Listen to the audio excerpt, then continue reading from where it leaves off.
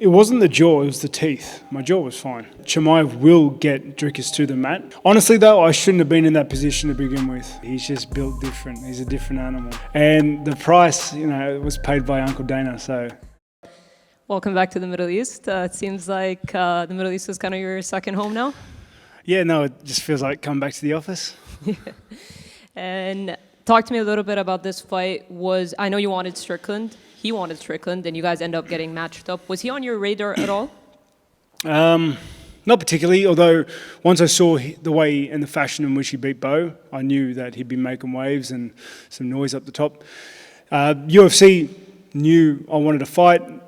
Division was kind of tied up at the time, so in UFC fashion, they offered him the fight. He took it. I was happy to come back, happy to fight him, especially after what I saw with Bo. He looks like an interesting and exciting fight. So here we are. Correct me if I'm wrong, but I feel like at this point in your career, there are certain timelines you want to fight, and whoever is ready to go, you're ready to fight them. I mean, you fought everybody at this point, right? But am I wrong in saying this? Not at all. Like UFC have always known I'm happy to fight anyone. It's just generally I like picking the timelines because I like spending some time with the family afterwards, Yeah. And how familiar were you in terms of De Ridder, like maybe pre-UFC? Because UFC, he's fought like 3 times so quickly, but were you aware of what he's done in one championship? And have you watched like his previous fights? He was on the radar, and obviously since the fight got announced, I've been doing my research like anybody else. And anyone that has done the research can see that he is a well-accomplished fighter. He's been around the track many times, fought for titles, had titles in other divisions. It's going to be a hard fight. He's a veteran like myself, and I look forward to the test that comes Saturday. And yeah, because for those who may have not followed his career prior, they'll see Bo Nickal and then they'll see Robert Whittaker, and they look at it as a massive step up in competition. Do you see it that way for him as well?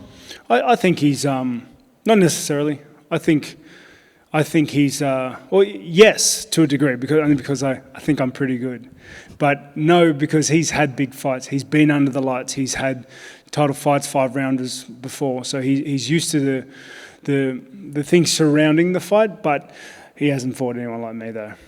Yeah, and speaking of 5 rounds, like you said, he's fought them before, he's prepped for them before, but he hasn't actually gone the full distance since 2021. Do you see that being a key at all, like trying to drag him to the later rounds? Have to wait and see. And I spoke to him a few days ago, and he said pressure is his key to victory. How about yourself? What's your key to victory? Landing my mitts. Just getting my hands on him. That's the plan. I'm fast. My striking, I think, is better than his. And I just got to find the holes and openings to close the night. How long do you expect him to stand with you, or do you feel like he's going to try to take it to the ground right away? He'll try and take me down straight away. I envision. He's got striking. He's got good stand-up, but he understands where my strengths are. He understands where his strengths may lie, and I think he'll want to get it to the ground to utilize that. Thanks. Роберт, приветствую. Как здоровье? Насколько долго шла реабилитация после последнего боя? И, если не секрет, сколько стоило, зубы поставить новые? How are you feeling? How's the health? How long did it take to rehab from the last fight? And if it's not a secret, how much did the teeth cost? I'm 100% recovery. Honestly, it wasn't too long afterwards because I just got them taken out, so got implants put in, just had to wait for them to settle. So if anything, they're better than they were before. And the price, was paid by Uncle Dana, so it's a work injury. Я чувствую себя на все 100%, достаточно быстро восстановился. Насчет зубов ничего особого, просто те старые вытащили, новые поставили. А насчет цены, цену сказать не могу, потому что дядя Дейна заплатил за это. Это было во время работы, и мне сломали зубы на работе, поэтому и работа починила. Роберт, приветствую. Объясняли ли тебе UFC, почему ты так востребован в арабских странах? Это уже твой 3-й бой здесь. И вот есть ощущение, что, не знаю, может быть, кто-то из шейхов, ты являешься любимым бойцом кого-то из шейхов. Вот почему так, что тебя уже 3-й раз ставят в арабские карты? Has UFC made it known why you're so demanded here in the Arabic countries? I mean, this is the 3rd time you're fighting in an Arabic country. Potentially, maybe you're a favorite of one of the sheikhs, or what's the reason for that? Did they say anything like that? I think I'm just excited to fight, excited to watch. I don't know. I've made it known that I enjoy fighting here. Every time I come here, I try and put on a show. I've been fortunate enough to fight here like 5 times now or so, maybe. And yeah, it's always been a good experience. Like I said, it feels like I'm coming back to a second home. And yeah, I enjoy it. Наверное, просто потому, что я интересный боец, фееричный боец, и, может быть, я просто им нравлюсь, мой стиль им нравится. Но, в принципе, я достаточно часто говорю о том, что мне нравится драться в этих странах. Это, по-моему, уже 5-й раз, когда мне доводится здесь биться. Я надеюсь, что им просто интересно меня видеть. И для меня это как возвращение домой, можно сказать, потому что мне здесь нравится, поэтому, да. Возвращаясь еще к бою с Хамзатом Чимаевым, ты после боя рассказал, что у тебя изначально были проблемы с челюстью, а вот если бы подобный прием Хамзат бы закрыл бы на челюсти какого-то другого бойца, сломалась ли у него также челюсть, или это вот именно связано с твоими проблемами? If we come back to the fight against Khamzat, you said it before that your problems with the teeth started way before the fight, so the reason why the jaw cracked was because it was on a badly hurt jaw before. What do you think if he locked the same type of move on somebody who didn't have those jaw problems like yourself? Would he crack that jaw as well? It wasn't the jaw, it was the teeth that got moved. My jaw was fine. Honestly, though, I shouldn't have been in that position to begin with. You know, it's not a strong position to be in. But who knows? You know, maybe we'll find out in a few weeks. Ты знаешь, проблема не с челюстью, а с самими зубами, да? Челюсть была в порядке, это зубы, которые подвинулись, да? Он сломал зубы, можно сказать, а не челюсть. Поэтому челюсть, проблемы с ней не было. А насчет того, что бы было с другим бойцом, я не знаю, честно сказать. Просто я не должен был быть в этой позиции изначально. В эту позицию попадать не стоило было, и тогда все бы было по-другому. Очень интересно услышать твое мнение относительно боя Чимаева и Дрикуса Дю Плесси.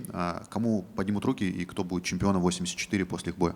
Your opinion on the championship fight that's happening in August, Dricus versus Khamzat. What do you think is going to happen, and who do you think is going to get their hands raised in middleweight? It's tricky. I think the favourite would have to be Dricus, just because. Yeah, I think the favourite would have to be Dricus. The only things I can really say with any sort of certainty is that Chimaev will get Dricus to the mat. But if Chimaev doesn't finish Dricus there, I find it hard for him to win. I think the longer the fight goes, Dricus is more favourable. Chimaev has outstanding first-round finishes, but you know every fight that's gone the distance has been close. Мне кажется, что это достаточно сложно решить так прямо на ходу. Если бы я мог кому-то отдать предпочтение, то, наверное, отдавал бы Дрикусу.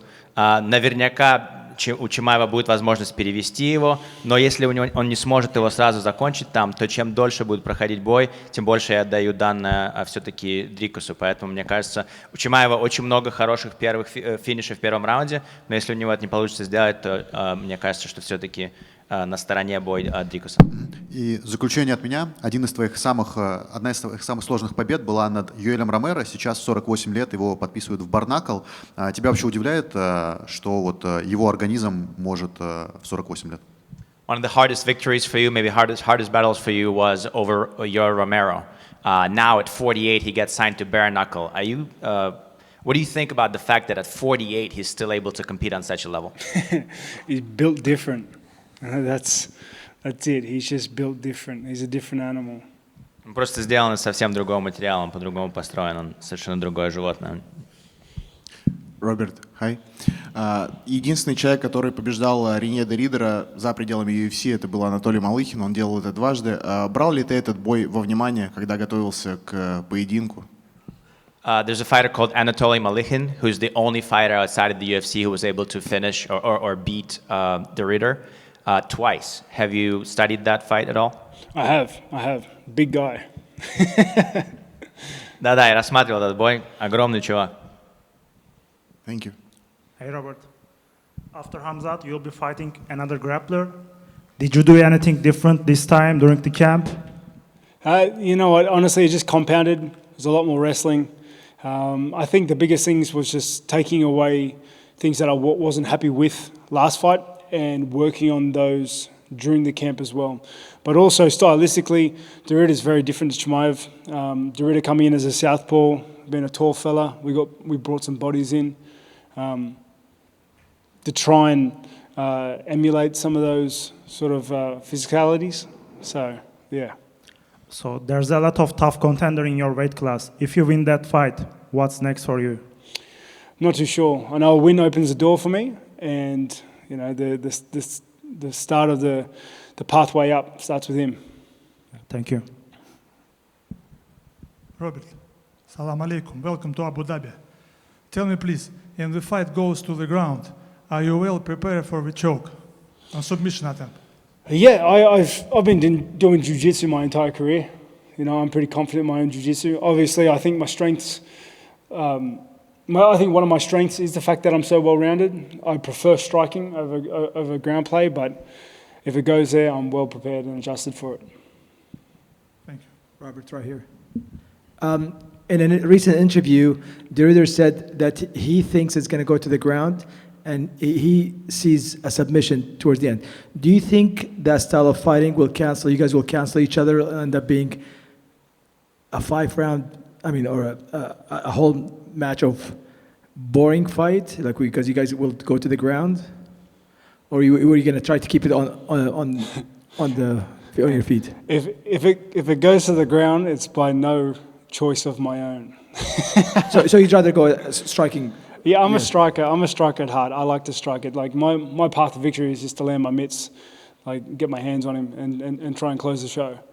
And sorry, I came in late. If somebody asked you about the injury, I'm going to ask again. Your teeth are okay? Everything is okay? Mate, perfect. Better than before.